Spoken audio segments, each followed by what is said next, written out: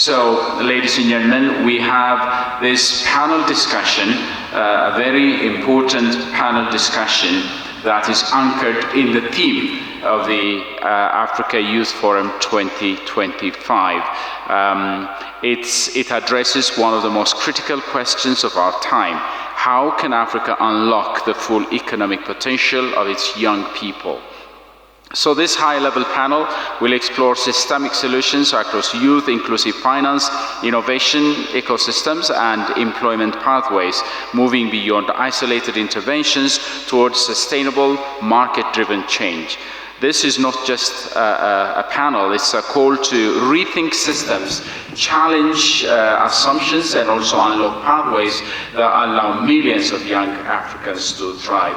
So please join me in welcoming our moderator and the panelists. I will have the honor of introducing our moderator, who will be introducing the theme and the panelists when taking over the stage. So the moderator of this event is Temesgen Pasa, who is a seasoned startup entrepreneur with over a decade of experience building and scaling innovative ventures. He is co-founder of Hamsalomi, a cloud-based analytics platform, and project manager of IceHappy's, where he mentors startups and drives technology, data, and communities-led innovation. Ladies and gentlemen, a round of applause to Temesgen Pasa as he takes on the stage to introduce the panelists and the theme. Thank you very much for that introduction. How's everybody doing? Good. All right. So we're gonna bring up the energy and hopefully have a great discussion here today. We're gonna talk about business, innovation, finance, and how we can basically solve our challenges in innovative, creative ways and produce something special and have a really thriving business ecosystem in our continent, right? So I would like to introduce our panelists here today from different organizations. Some of them I'm sure you already know, but some of them also will, of course, tell us more about their work and how they're contributing to the ecosystem through their different business ventures. First of all, I would like to introduce Barnabas Gabriel. Please join us here with Barnabas. He's the founder and CEO of Trade Ethiopia Group. Trade Ethiopia Group is a conglomerate of multiple companies working in different business sectors, cross-border business, education, and even now media. So an interesting company. Thank you, Barnabas. Welcome him to the stage, please.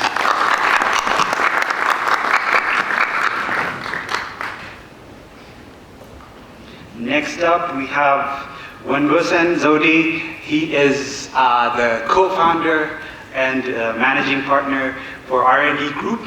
R&D is also an innovative company, I would say, and also doing multiple different type of businesses, from outsourcing to also like an ecosystem support organization, supporting the startups and entrepreneurs of Ethiopia through their different projects, especially in inclusive finance. So we will learn more about finance and the ecosystem through Wendosen. Thank you, Wendosen. Welcome.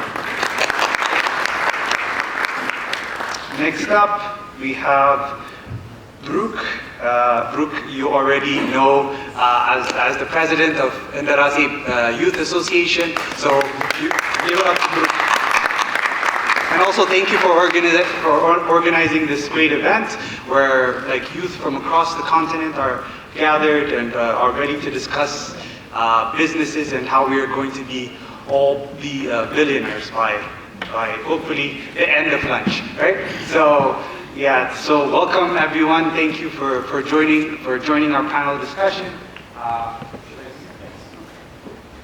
I wanted us to start by focusing on a positive note.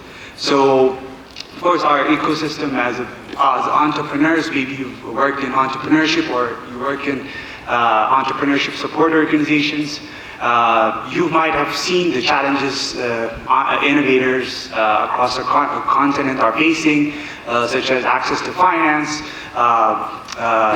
supportive regulatory frameworks and such things. But we're going to start off with a positive note and focus on what type of innovative financial solution or inclusive finance have you noticed being implemented and being working here from your personal, from your work experience.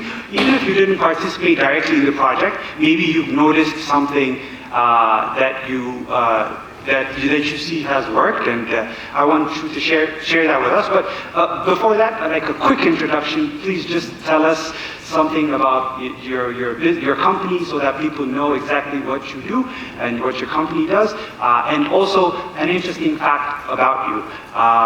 So I'm gonna start off. So my name is Tamaskan. I love business and entrepreneurship and tech, except microphones. And so recently, interesting thing, I like hiking, I like the outdoors and stuff, so I attended a hiking session in Toto this Sunday, and it was a special one because we didn't just hike, we also picked up trash the whole way, and we picked up 17 kilos of plastic trash throughout the Toto Park, which was awesome because I love living in a clean city, clean environment, and it's also great to actually provide some part of that solution, actually doing something to clean up the city, also having fun, right? So that's an interesting thing I did recently. So Brooke, could you tell us a bit more about, or Wendesan, could you tell us a bit more about what you do, about R&D, and also an interesting thing you recently enjoyed? Hi everyone, my name is Wendesan Zawdey. I am a co-founder at R&D Group. It's a company that does enterprise support. We work with lots of MSMEs, young entrepreneurs, in supporting and providing investment readiness programs so that they could be investable, they could be accessing finances. And our company also does outsourcing services and data analytics. That has meant for us to set up an association called the Ethiopian Outsourcing Association, comprised of outsourcing companies in Ethiopia that do BPO services for global companies, and I happen to be the president of that association as well. An interesting thing about me, something I'm noticing these days, I am a father of two, a 4-year-old and a 2-year-old. So these days I drive with my daughter. Every time we go to the car, we get to the car, we always open music for children. So these days, I keep listening to this song, Bola Bo Farasu, you know this?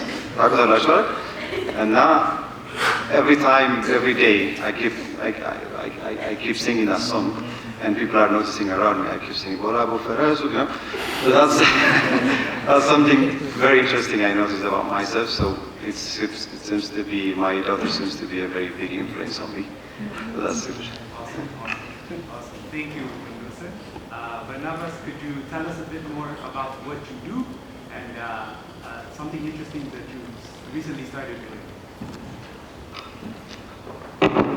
All right, thanks. Distinguished guests, ladies and gentlemen, and the partners, the organizers, thank you for inviting us and for gathering the African youth representatives here. I'm appreciated and I'm honored to be here and to be invited to actually share my experiences.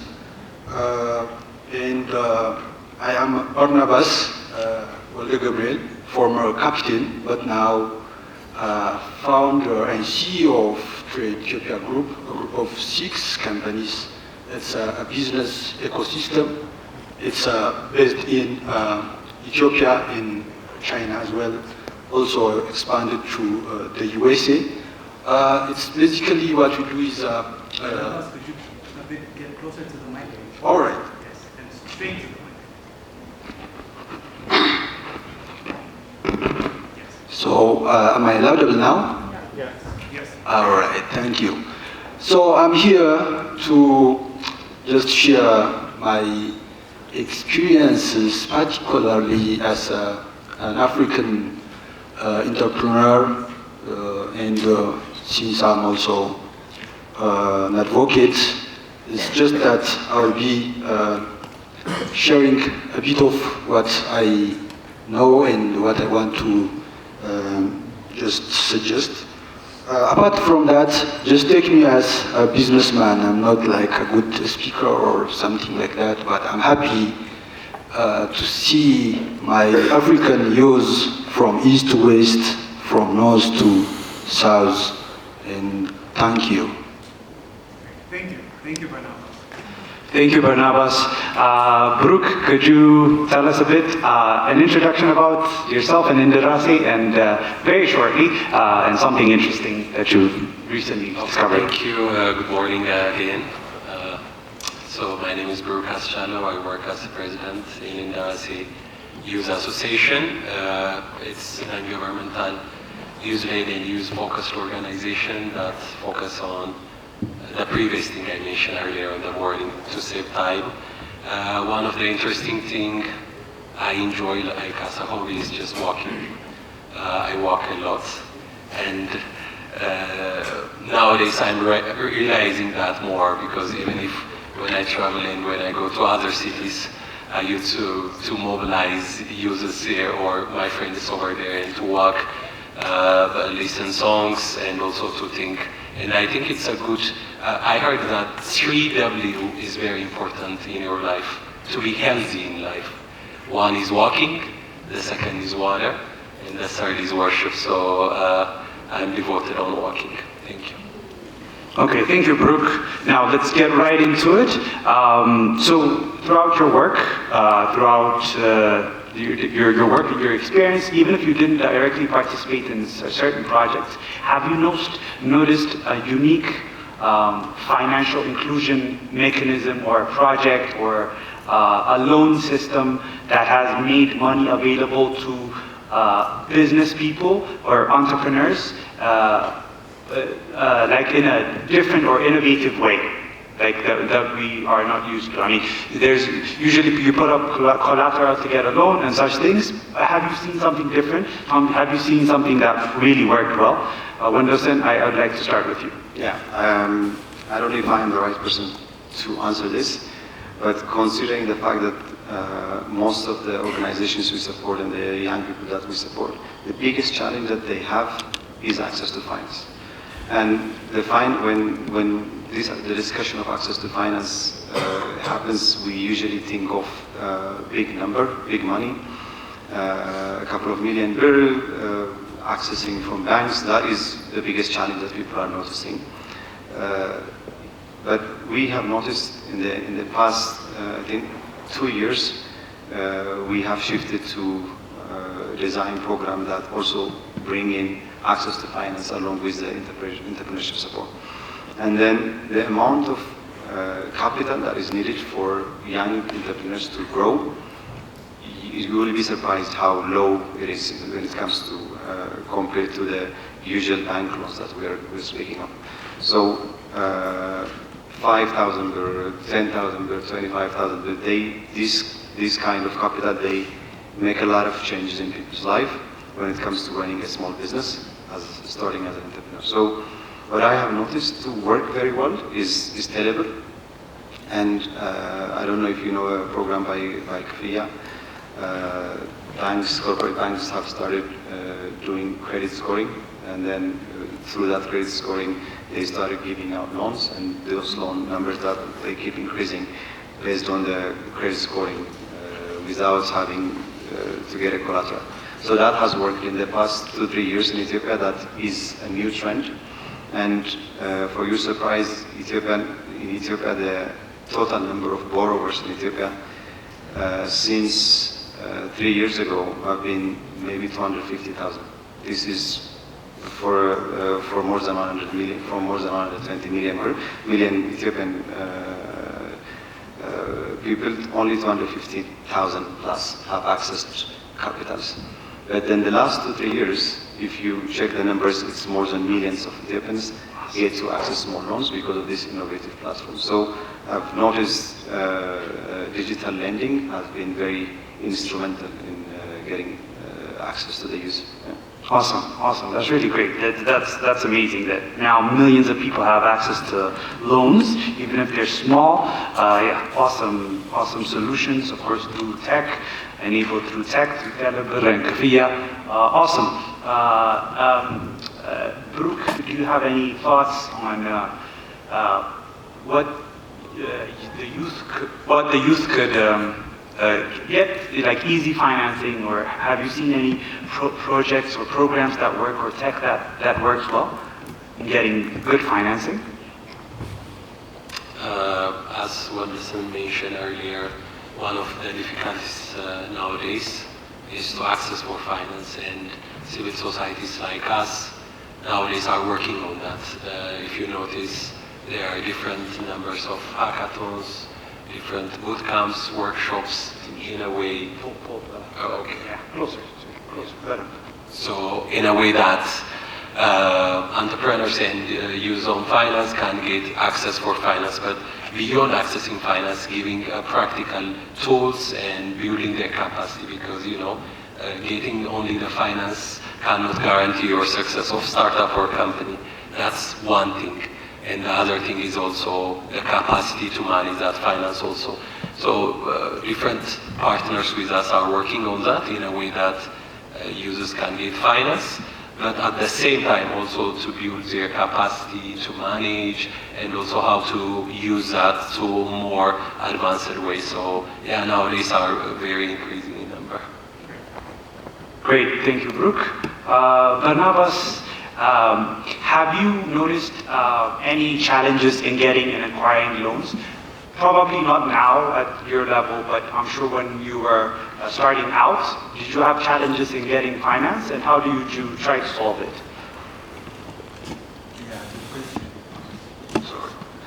Yes, thanks. And it's a really good question. And about loan, we never even be close to it, because when we start our business, yes, finance was the most challenging part. And of course, we tried to see if there is a way to get financing from the local banks, which they always require collateral and maybe other type of guarantee, which we never had. And most of my friends also have been struggling to access for a finance. But one thing I could say for the African youth is just that in Ethiopia we've got something called ECO, and most for a long time we have been using ECO as a financing means. For example, whenever someone wanted to buy maybe a vehicle for a logistics business, or for even a ride, or if they want to start some kind of business in the market, even to do some social activities, they go for ECO. ECO is simply, I don't know, I think it's becoming now more formal, but it's kind of informal of contributing money from maybe 10, 20 people, and just supporting the one individual who wanted to run a business or do something. Then after that individual starts running the business, then he will pay that money every month, in a divided way of refunding or returning back, and it has no any kind of interest. It has no any kind of major obligations. It is a social value. It's Ethiopian type of financing. So I advise maybe if there is no in other African countries to consider ECOWAS means of financing. It can start from small or like big scale. So just we have to consider, and we shouldn't be relying on loan always. But thanks to SNV and other partners, they are here for African youth to having with a grant to support, and also considering that is and participating is very, very important, I guess, and that's my say about it. Just to add on something that they said. So what, for example, I noticed what I would call an innovative financial kind of solution was Big Ethiopia had this matching loan type of funding, a way of funding. So instead of just giving the money to the startups as just free money, take it and do whatever you want with it, they said, well, we'll give you, for example, let's say 1 million birr. We'll guarantee a loan of 1 million birr if you raise that 1 million birr or maybe 500,000 birr, so that you can. So that first of all, you're already generating revenue, you're already putting your money in, so that you're more likely to succeed. For the entrepreneurs who are more likely to succeed, and of course, since it's a loan and not a grant, technically, so they have to pay it back. So they would have to have a really sustainable business plan that actually works. So they would use that financing, do that business with it quickly, and then return their money, basically. So, which they probably would not get since they don't have the collateral. So this is a really great advantage, even in the form of kind of quasi-grant kind of system, right? So that's one of the things I've noticed, and Wayton mentions on different tech and other sources of finance available to the youth and all entrepreneurs, actually. So Baruch mentioned money or finance is not going to guarantee you have a successful business, right? A lot goes into running a successful business than just money or having easy access to finance, right? There's lots of knowledge that goes into it, lots of skills you need to acquire, lots of network you have to build. You have to have a really good business model, innovative product that beats out the competition and is going to be sustainable long term, right? So in making this happen, we have different ecosystem builders, ecosystem support organizations that support startups, starting from, let's say, the universities that teach like basic level of entrepreneurship classes. For example, I studied engineering, and we took an entrepreneurship class like on the last year before graduating, and then I thought that was a very good course. The teacher was great. We learned a lot. We did a business plan. We tried to model how that business would work. We studied engineering, so we did not have that much experience in running a business at that point. So that was a good input for me to start my own business when I got out of university, right? So there are universities, there are ecosystem support organizations such as different incubators, accelerators, which I'm from, I said this. There's also, of course, training training organizations outside of universities such as Gobazi, Gabea, and such that give practical skills in order to have those hard and soft skills necessary in order to be successful in your business, right? So these are the ecosystem of support organizations. Of course, there's government, there's non-government organizations. All of these come together to make a thriving ecosystem that helps innovators and entrepreneurs become successful, right? So when looking at this ecosystem, what have you noticed working, and what should ecosystem support organizations improve so as to produce better entrepreneurs, better successful businesses. Why haven't we produced unicorns yet? Why haven't we produced the billion-dollar companies yet in our ecosystem over the last 10, 15 years that we've been around? We need to ask these questions so that we can look at ourselves, improve, and then produce better entrepreneurs and better businesses. So I want you guys to think about what the ecosystem really needs to actually produce something really successful, unicorn businesses that will not only serve the Ethiopian market, but also the overall continent and the rest of the world. Baruch, do you have any ideas on what the ecosystem support organizations, of course, including Enderase itself, can do to achieve this, to have a thriving business ecosystem? I think it's both win-win situation. If you see airplane needs two wings to fly. Not necessarily one wing gives possibility to fly or to take off. It's the same that happens if you see on the Silicon Valley or in the US or in the Western world, where different ecosystem players like civil societies, youth-led initiative play their role in creating platforms, workshops, and such kind of convening.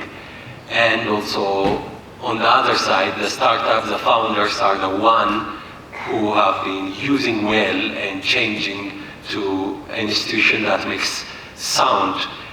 If you see the story of the founder of Meta, Mark Zuckerberg, it works like that. He was a college freshman at Harvard. After he bring out that idea of creating Facebook to be the next social media platform, he was trained by different ecosystem players like civil society, education institutions. But the way he used matters. Most of the time in Africa and in Ethiopia, there are a number of institutions, organizations, civil societies, such kind of forums. But how the startups or the youth who are seated here are using, that matters, because you can, as I mentioned earlier, you can have also the funding or the resource to form the next unicorn, first from Africa, but the way how you use it matters. I really emphasize that, because most of the time there are platforms, opportunities, but how African users are using, how Ethiopian startup leaders are using is what matters. I don't think that, I believe that there is a lack in terms of institutionals, workshops, and different capacity building stations like this. But the remaining that already working on are not yet fully developed because of the response from the participants, from the startups, from the founders, using that as the second wing, as I mentioned, for the airplane, and changing to a next level, because it's a win-win. It's not one person show at the room. That's what I can say. How about Barnabas? Do you have any ideas? For example, you told me that you yourself, your group is starting an education company. So now you're actively participating in the ecosystem of entrepreneurs and supporting them. Could you tell us more about that initiative and how you think how you can leverage your business experience throughout the years and what your business is, and contribute that back to the entrepreneurship society? All right, wonderful. I believe African youth is sharp and getting sharper. It's just due to the internet world, the social media. You know, now there is access to knowledge, skills with a little amount of money on the internet. It can only maybe take an internet access. Maybe long ago, to be an entrepreneur, we have to go to maybe to a business school, study many years, and no practical type of learning. So, but now we are seeing that You know, so many African youths on TikTok, on Instagram, and so they are actually raising funds from zero, and they are becoming maybe good ones, like building brands, building personal brands, and make money. So now, when I see how they really get these skills, you see, maybe 2-3 hours they are in the social media, maybe Googling. You see, now they are learning the right skill for the right time, not outdated skill, not outdated business or entrepreneurship skill. So when it comes to our school, we've got a business school. We have trained now 7,000 plus entrepreneurs, you know, beginners or business who are running the business already. So we are giving them, you know, sometimes personalized training. Sometimes mostly it's very, very short course. And it is hybrid, online and in class. And we are focusing on the international trade, import-export, cross-border trading, AFTCA. Like product-wise in Ethiopia, we are good in coffee. So you see, for example, coffee is a 500 billion world market every year. And our country also, other African countries are in the top 10 as an exporter. But the value that we are sharing from our commodity is not even close to 3%, 2%. You see how and why. And for the last couple of years, I'm seeing a lot of youth, a lot of businesses are entering into a coffee market. I'm seeing a lot of promotions, a lot of activities, licensing, and we train them from our experiences. Myself also, I instruct sometimes, because we've got a company in China. It's a coffee company, and you know, we are actually adding a value in China. We are licensed business, adding a value in China, and we are distributing for the Chinese consumers. And we learned through the process that we can actually go out and compete even in the most competitive businesses and countries. And we are also learning a lot from China, from the Chinese youth. Most of the people are simply entrepreneurs and salesperson, and everything is business and moving fast. So in our business school, what we are focusing on are kind of a very relevant, practical type of skills, like entrepreneur skills. It can be about products, it can be anything related. So I think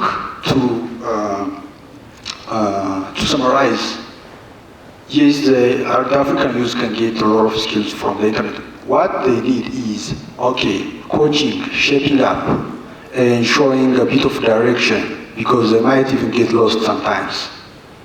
And maybe, you know, on-job trainings, on maybe interns. You see, they can be intern in a business, in the shops, in the factories, and learn something more. So what we are giving back for the society at the moment, it's like a practical trainings with maybe case studies. And in addition to that, we are creating an ecosystem. For example, our group have got 6 businesses. One is an e-commerce platforms, like a B2B platform. So Ethiopia and Kenya can be, talking about exporting coffee or exporting avocado. They meet, it's a marketplace. And then if they lack the knowledge, we have the business school. And if they need real import-export, we are import and also export. And now we have got a business media named TradeX TV, which is focusing on. All right, sorry. Sorry, Barnabas. Yeah. Okay, thank you so much. Thank you very much. Thank you for your inputs. Since we're running out of time, we're going to move much faster now. When Lucen, if you have like specific points on this you want to share with us, like what is maybe already is doing something different that is helping the ecosystem you believe, or something it needs to do. Like just share what the ecosystem needs right now in supporting entrepreneurs. Enterprise support organizations, not necessarily enterprise support organizations, but ecosystem players. What we lack, I'm also talking about the weakness of ours. Organizations like ours. What we do is the most of the support that we give to young people and entrepreneurs is usually project-based. That means we have a 6 months or a year-long project that would ask us, okay, let's support these organizations to have this, to have that, maybe employment readiness programs, and then we mistakenly believe that the fact that we give trainings, we give mentorships and coaching, that is enough. What's missing from the ecosystem is the support type that we are giving is not end-to-end. Not a single organization is not expected to provide everything. I don't think they should, but then some sort of ecosystem partnership model should suffice. That means organizations like Enderase, organizations like ours, funding organizations, fintech organizations partnering together to support a whole, an ecosystem level approach, which is an end-to-end approach that will support youth. That means, to give an example of what we come across entrepreneurs saying as a challenge for us is, okay, you have given us a support, like you have somehow gave me a little bit of knowledge how to run my business, and then what happens now? I don't have money to do it. And then some would say, okay, what happens now because I don't have a market to sell it to? No. So what should happen, what is lacking from the ecosystem players is an integrated approach. If you ask a typical entrepreneur, what is your biggest challenge? They would tell you either finance or market. And most of organizations like ours do not really provide these major components because they can't, that's not their role. And they are not integrated with organizations that provide this as well. So my recommendation for the question that you asked, what should be better, is an integrated approach. When we design programs that support entrepreneurs, it has to happen to be end-to-end approach, where we should leverage digital platforms like Barnabas mentioned. If you ask a typical Chinese guy to start a business and you ask him how would you be successful, then they would say, okay, you know what, I'll get it manufactured here, I'll sell it on Alibaba, and an Ethiopian guy would buy me. It's a simple conversation for these guys. And an Ethiopian young person cannot say that because there is no access to the market, there is no access to, first of all, get their finances. So we need to somehow, there are players that provide these platforms, not as mature as mature countries, but we have to try and do integrated approach. So that's my recommendation for your question. Awesome. Thank you, Enderase. Thank you, everyone. So very interesting points, right? Just to quickly sum up, so Brooke went at it in a different direction than what we usually don't go at it at. He put the actual responsibility on the participants, the entrepreneurs themselves, to utilize the opportunities that they are given, whether through these incubation programs, through these finance opportunities, and actually produce like strong results, which is, I completely agree with, which makes sense when you think about it. Business is tough, like everywhere, anywhere in the world. it's competitive, it's ruthless, you have to work hard, you have to break your back to make something happen, because you're trying to break into a field where incumbents have been in control for a long time. People don't want to change what they're used to, don't want to change their processes, they don't want to learn a new tech, whatever. So you're trying to innovate and break into, you're trying to build something new. So it requires a great amount of effort, learning, adaptation on your part to actually achieve it, right? This is awesome, and it's necessary. No matter if everything was great and people could go outside and get loans for 1 million birr, we would not have successful businesses necessarily, right? Because it requires much more than that, right? So entrepreneurs, lace up your boots and do some real work. Buruk is saying that. That's great.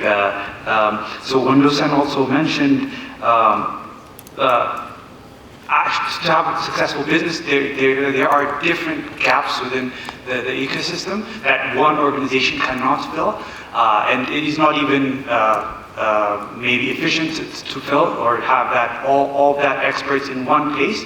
So we should partner up and work together to fill in these gaps. Finance organizations, fintechs should work with incubators, should work with training organizations, should work with associations to actually have an end-to-end strong support system that leverages all of their inputs and have a greater outcome when it's all put together, right? So that's great. Wendosen and Barnabas on the other side also emphasized niche education, practical education, having that there so that people, instead of focusing on the theory and everything, someone is actually sleeping right now, which is, so I think I'll move it along. So that people won't sleep, we need to have specific practical education necessary so that we can use that to go out and sell, innovate, and sell our product, right? So interesting points, I love them. Just like to add on,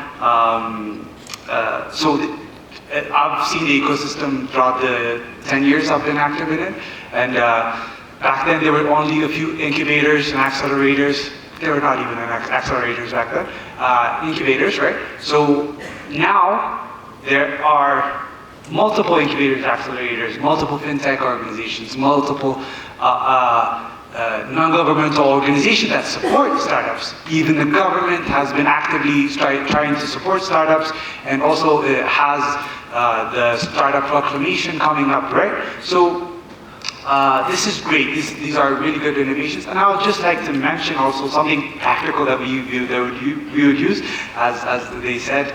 I would say, like, even the podcasts are coming up with like fire content that produces really good entrepreneurs, shares experiences from them. You know Mari, those of you in the Ethiopian ecosystem, I'm sure Mari podcast is great. Founders summarizes amazing entrepreneurs, international entrepreneurs from from Steve Jobs to the Rockefellers and such, that have really made amazing multi-generational companies come alive. It summarizes their lives basically in an hour. So it's like reading their biographies in 1 hour and listening to it. So that's another amazing podcast, Founders. And also there's another one called Rise Adlis, which shares the experience of entrepreneurs doing the work right now, that have been doing the work for the last 5-10 years, that you can learn from their challenges and innovate, right? So it's really great as an inspirational and also knowledge pool, right? So go podcasts. So next up, we're going to go into the hiring people, the talent market. Wendosen, I think, smiled. Do you have any experiences? I mean, so when you're looking to hire someone into R&D, first of all, what do you look for in a person to be part of your team? What are the things that you look out for? And then generally, as a whole, what do you think is like the supply and demand in the talent market in our context, in East Africa or in Ethiopia specifically? What is your reflections on the job market, and how do you hire people? Thanks. Yeah, I think the challenge that I would speak of is quite common among the business community. The one thing that's common for everyone is the talent that is getting out of university is not necessarily the right fit for the market. But we think that is an Ethiopian problem, but it's not. It's, if you go to Europe, it's the same thing. It's quite common approach, but the biggest issue that we have here is employers cannot afford to work with young people for a year or two to make sure that they are fit for their employment. We are, because as a business organization, you have to think of your company as a running organization that will speak up, it will fail. So you always are continuously looking for the best talent in the market, and as much as possible, if you have the money, you want to pay top dollars to acquire the best talent, and not spend too much time training and mentoring young people. That is the fact, and this is not just a fact here in Ethiopia, but it's a fact globally. But what the difference is for Ethiopian context is one, the talent gap is quite big, because the audience is these are young people that are in the audience. You guys know we have all went to universities, and the type of education that we get out of universities are mostly very theoretical. It is understandable because people need to understand the theory of education, but then employability skills are very lacking. That means organizations, you would assume when an engineering company would want to hire a civil engineer, you would think they would be looking for the best engineering graduate. Usually it's not true. As a mature organization would look for a person that works best with other people, a person that respects time, a person that communicates very well. These are soft skills that usually in the university educations are quite ignored. And even when it comes to entrepreneurship, so Fasai mentioned, Tawaskari mentioned, entrepreneurship courses are being given at university graduating classes. But when it comes to these entrepreneurship courses, they would probably teach about how to make your business plans. This it's too far-fetched idea for a young entrepreneur coming out of university, while it should teach the hustle at Gabioch, you know? It should teach the hustle about expenses that you would never expect when you start a business. It should teach about the hustle that you have to run your business as an accountant, you have to run your business as a manager, you have to be the finance person, you have to be the marketing person when you start it. And these are typical challenges that typical university graduates come across when they get to the entrepreneurship arena. So these are the biggest mismatches. So my suggestion, don't quote me on this, but if, as other countries do it, internship programs should be incentivized. That's the way I see it. Because, like I said, if you ask any of the young people here, what is your experience as an intern in an organization, if they have come across one, is they would probably be an admin person that is the office. That's how companies see interns.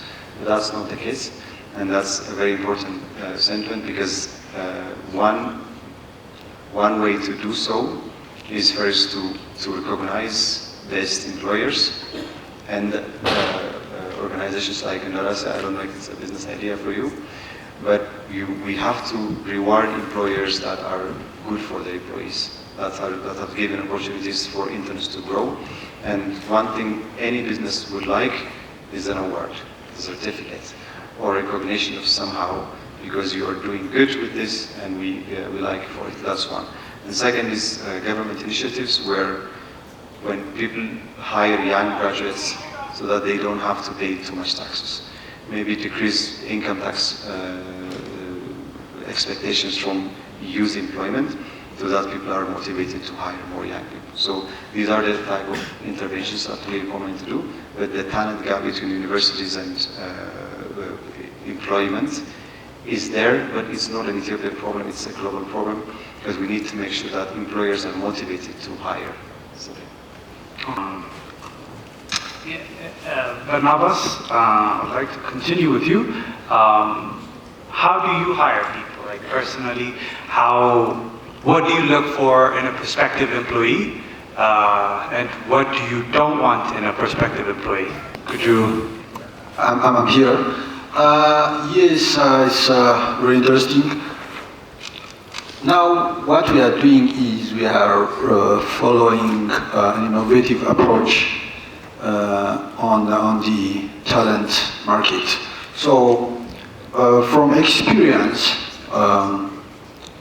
I believe just we've got so many youth, unemployed youth, educated, and a bit of talented that needs a guidance and coaching, which might be a bit expensive for the employer, especially for the SMEs.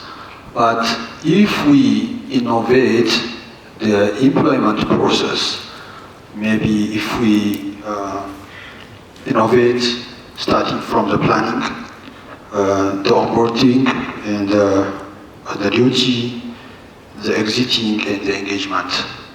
You see, starting from, let's say that if my company wanted to hire, it has to be really working on the planning, what kind of talent, and then, we have got our unique business model, and we also have to study the market, the job market, and obviously life is getting expensive, and we also have to pay them, even if it's not well, but at least for survival.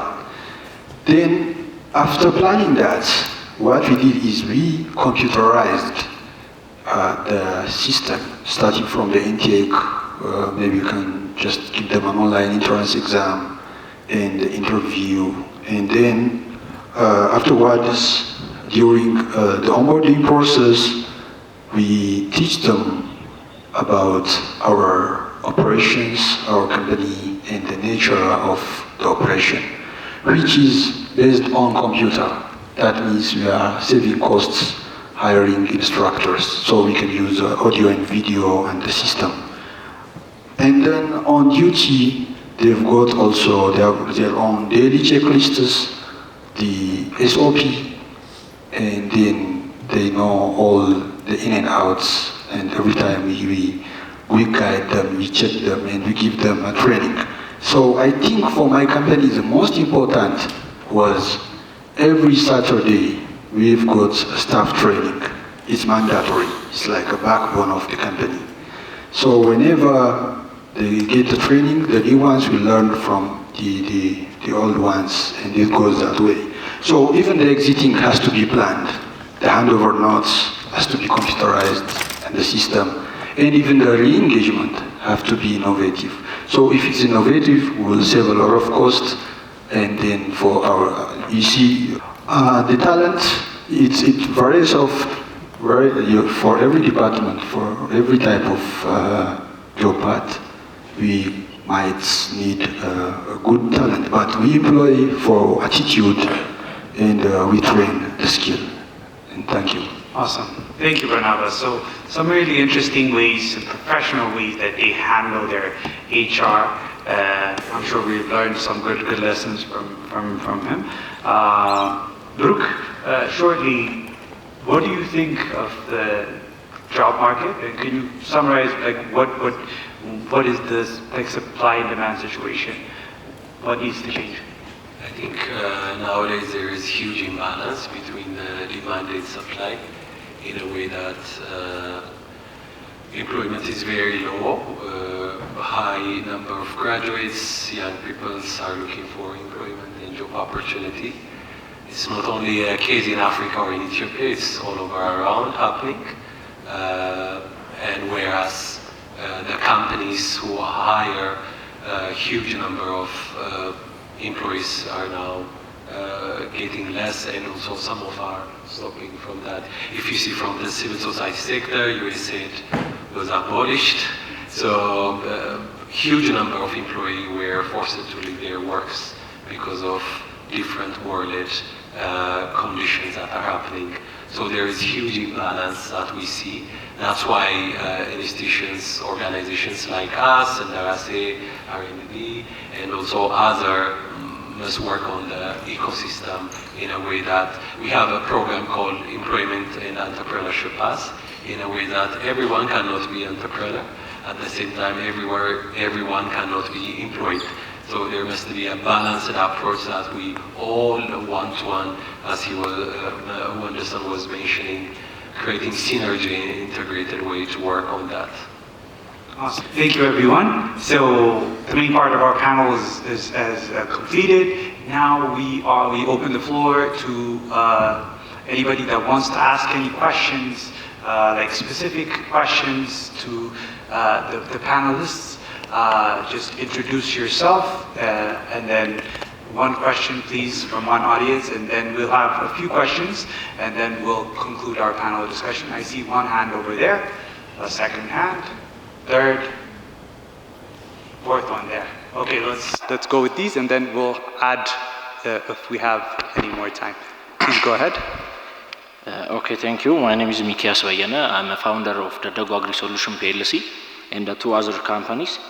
My question is on the finance, access to finance. So, how are we going to use these digital platforms like Telebur, Apollo, and others to finance our startups? You know, the money that we get from them is like less than 100,000 birr or 500,000 birr, and the interest is too high.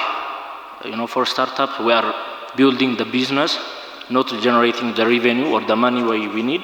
So how can we handle this? And the second one is same to that. On Equb, how can we use this? Like, how can we use Equb to finance? Everyone is nowadays asking for money to do something, to struggle. So how can we do this? And how can we take some, especially in my case, my companies now are doing good and we need more than 5 or 6 million birr. So how can we, as a startup, how can take that loan from any access, from any company that give access for us? So what is the real thing we have to do now as an entrepreneur, as a youth in Africa? What should be done? Awesome. Thank you, Mikias. Awesome. Great. Keep your questions very short and direct. Please continue. All right, thank you. I'm going to save my time not mentioning my profile, so let me jump to the question. Especially for one day, you know, most of the startup ecosystem players or the major actors, they are not even entrepreneurs themselves. They are just using their name as a developmental actors to actually access the finance. But let me give you one example. If you go and check Mastercard Foundation, they have injected over $800 million to Ethiopia for the past many years. Yet they haven't even created, 100,000 jobs in Ethiopia. So I want you to tell us the R&D model. Are you an entrepreneur or are you the ecosystem player who's just raising funds in the name of the youth? Okay, thank you. One more question for Bernie, because I have saved my time. Okay, quickly. Yeah, so Bernie, capital market is coming. Our higher education institutes, neither they incorporate this new phenomena into their curriculum, nor they are doing awareness. What do you do as a developmental agent who's doing a business school just to narrow the gap? Thank you so much. Awesome. There's another one. Please introduce yourself and then your question directly. Press the speak button. Good morning. My name is Mehret. I'm an institution educator and the founder of Enderase, an initiative which works in digital literacy and fact-checking. What I want to ask is, since you guys are working in the, especially in entrepreneurship, education, and technology, my question is, how can we leverage technology to create an inclusive and engaging entrepreneurship education experience that empowers all students to turn their ideas into viable businesses? Thank you very much. Thank you. Thank you. Awesome. The fourth person was, who was the fourth person? Ah, yes. The guy in the back. Just press the speak button on your table. Introduce yourself. Good afternoon, everyone. Apologies for my tardiness. My question is short, since the main idea of this was the coherence or the combination of innovation and finance.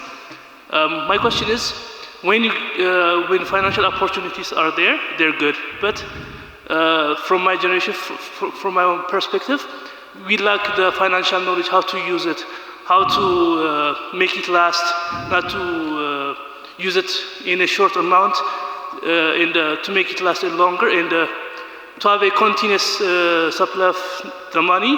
And also, in addition, we need to know how the Ethiopian market and the economic policy aligns with the availability of finance and also financial education as well.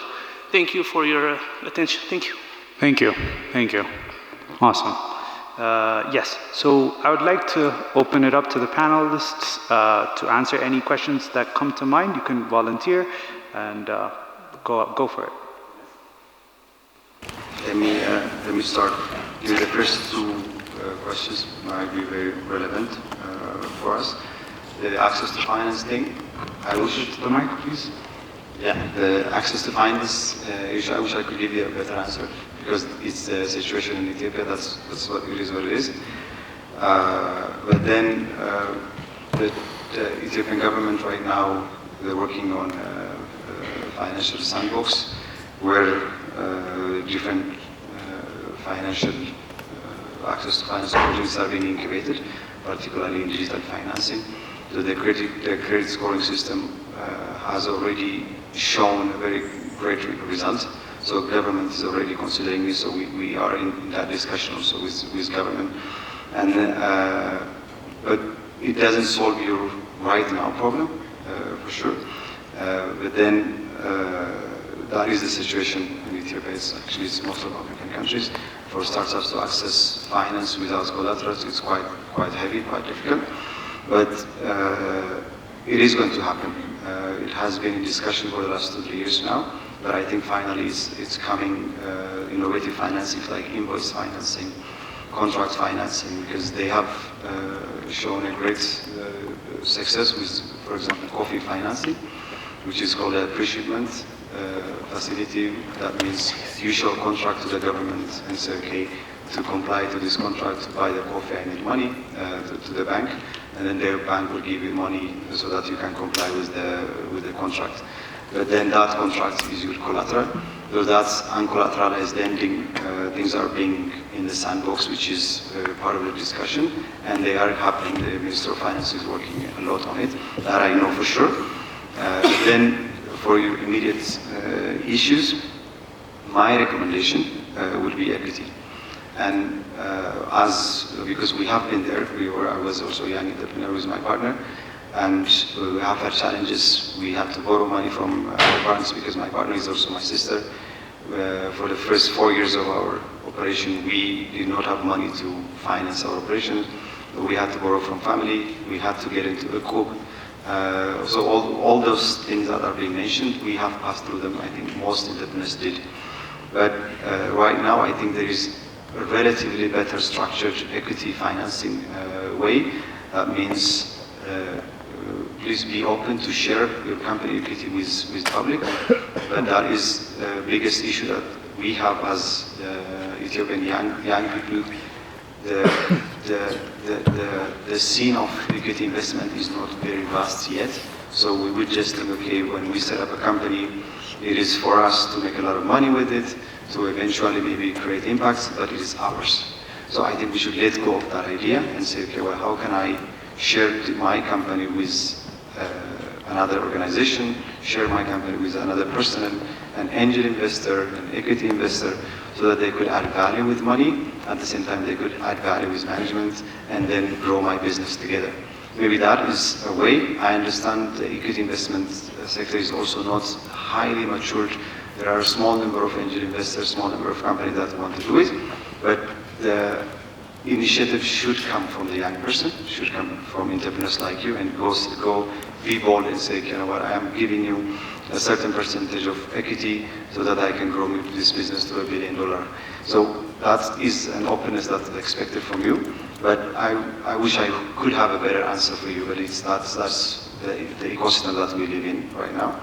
That's one. And the second question, I hope it answers somehow the question. The startup ecosystem players and the example that you have given also about the Mastercard Foundations. I am in one of those people that do not really agree with the sentiment that you said. I think with the, for example, with the Mastercard Foundation, I do not know the details, but the reports that I know are more than 1.2 million jobs that are being created, but I don't know the details or information. But it's not to talk about them or per se, but we should not disregard the amount of support ecosystem aggregators do provide. I understand there are specific issues because as any other operation, this system is also open for abuse. I completely understand that. Organizations like ourselves might use the situation to basically run projects as part of another project that they have to do, not necessarily dwelling on the impact that it will create. So these things happen, and I completely understand that. But from R&D's point of view, since you asked a specific question, R&D is a business company. This is the entrepreneurship support is a wing. I think probably we are one of, if not the only, organization that do entrepreneurship support as a department function.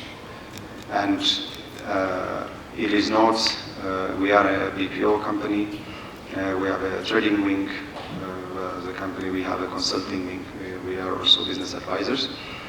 We do corporate trainings for biggest corporates in Ethiopia.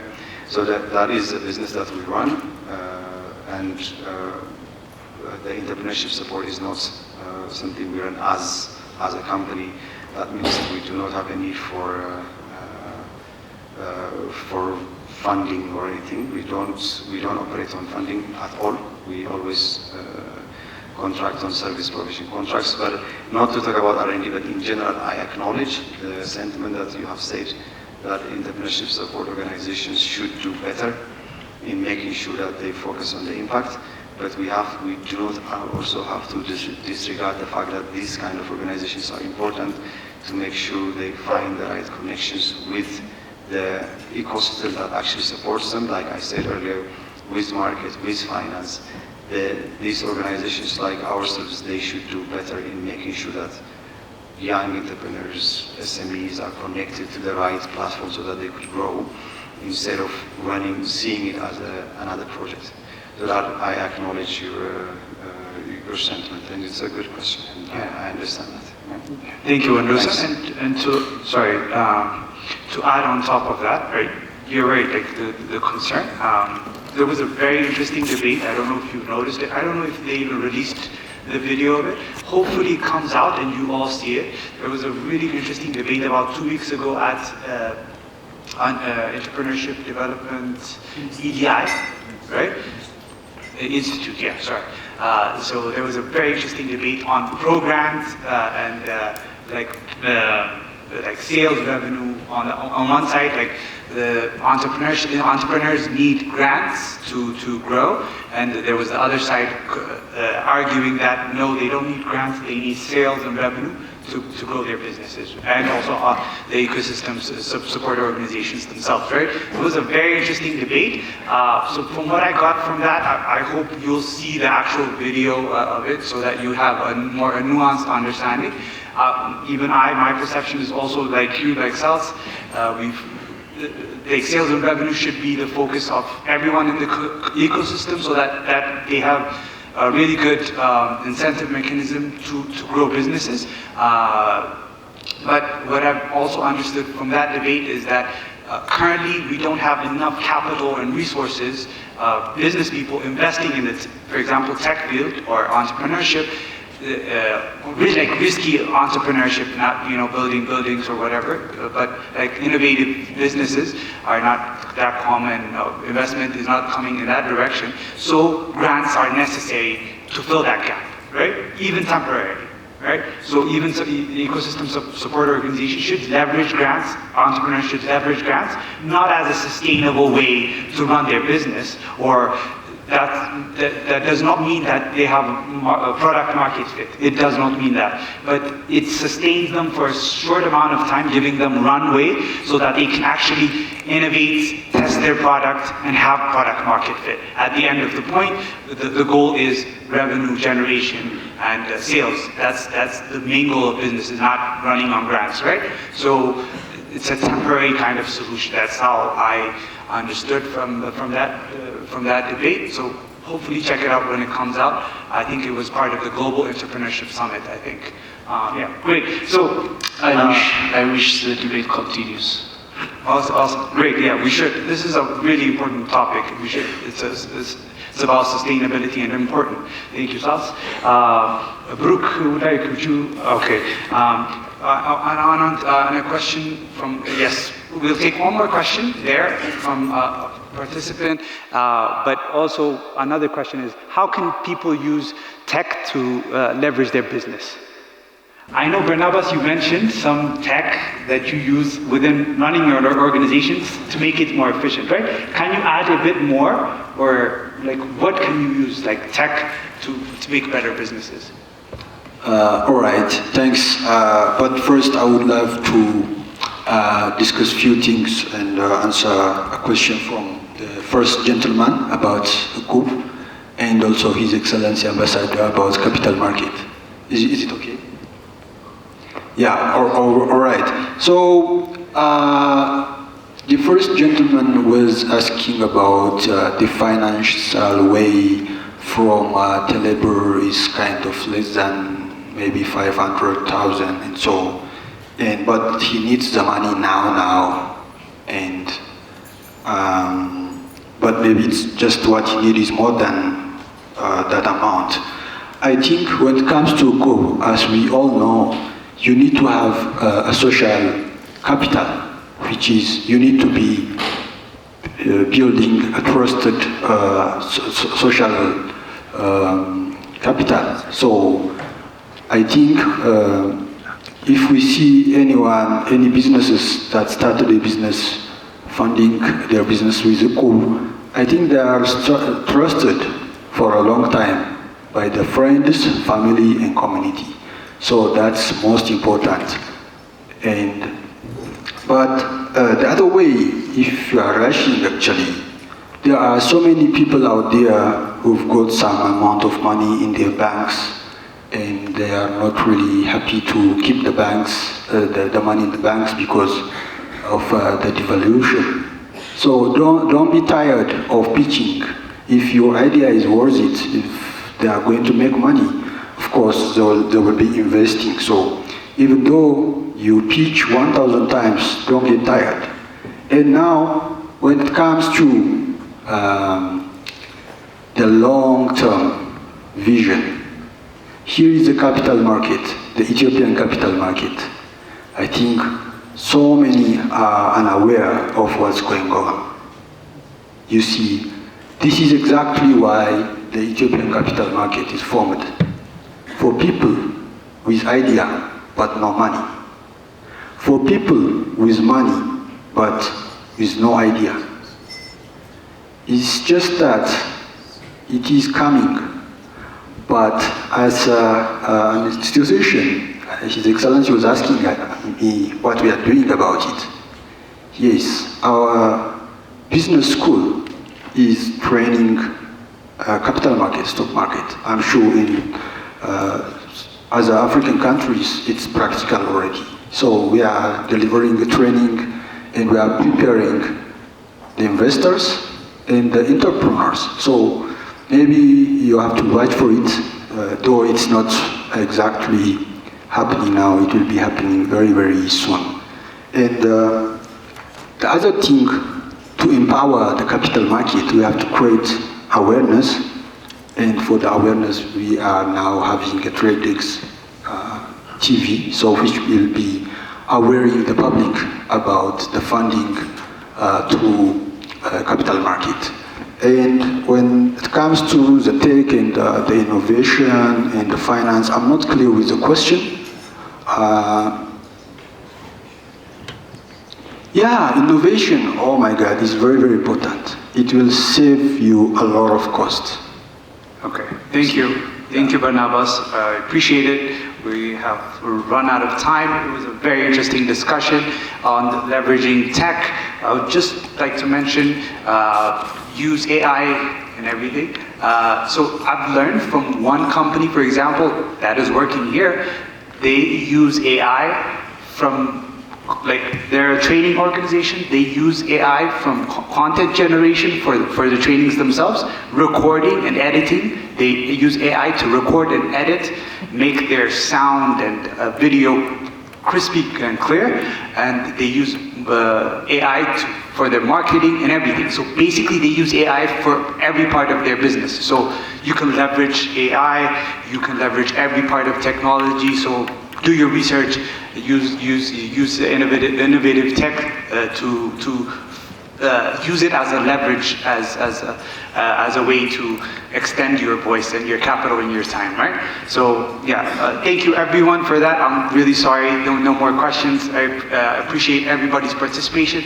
Please talk to our panelists. If you have a chance, you'll get to talk to them, and hopefully if they have time when they stay, find them online and ask your questions. Thank you for your participation. This is a lovely panel. Thank you, panelists, for your contribution.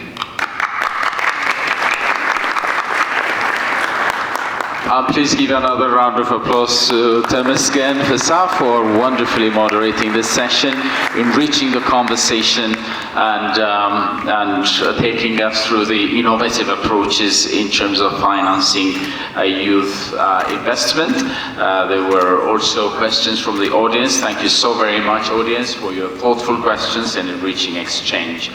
So at this point, we'll break for lunch. This is also an exciting opportunity to network, reflect on the discussions that have been going on so far, and also explore potential collaboration.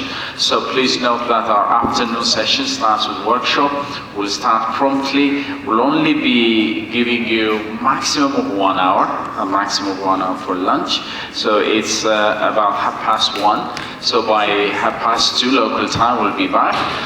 We'll see our guest of honor, the high table, leaving first before we move. So please give priority to our guests at the high table before we leave, and then we'll follow suit. So bon appetit, enjoy your lunch. Be back by 2:30 when the workshops will start. Thank you so very much for your patience so far.